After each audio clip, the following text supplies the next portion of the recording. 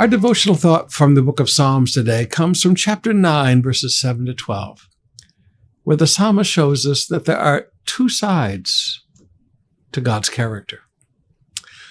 Let's begin reading in verse 7. But the Lord reigns forever, executing judgment from his throne. He will judge the world with justice and rule the nations with fairness. The Lord is a shelter for the oppressed, a refuge in times of trouble. Those who know your name trust in you. For you, O Lord, do not abandon those who search for you. Sing praises to the Lord who reigns in Jerusalem. Tell the world about his unforgettable deeds. For he who avenges murder cares for the helpless.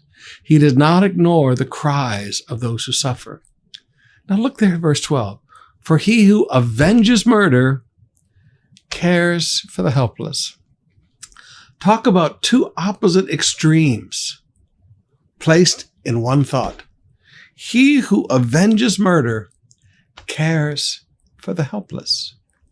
Sometimes, brothers and sisters, we love to talk about the God of love and the God of mercy and the God of grace. And we forget that God is also a God of justice who will hold every idle word accountable in our lives, who will record everything we have done in life.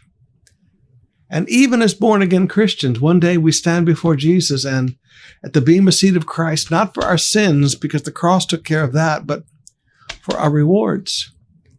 And those rewards are going to be given not just by what we've done, but by the motivations of our hearts. Now, brothers and sisters, God is a God who avenges murder, and God is a God who cares for the helpless.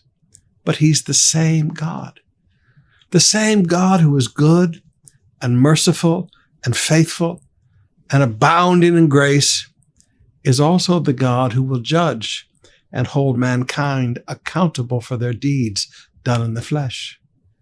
Please, never get unbalanced in this. Well, God is more mercy than he is judgment. No. God is infinitely just and he's infinitely merciful. Every attribute of God is infinite. So please, remember, he's not just a God who cares for the helpless. He's the God who avenges. He's the God who says, don't take vengeance for yourself. Vengeance is mine, saith the Lord.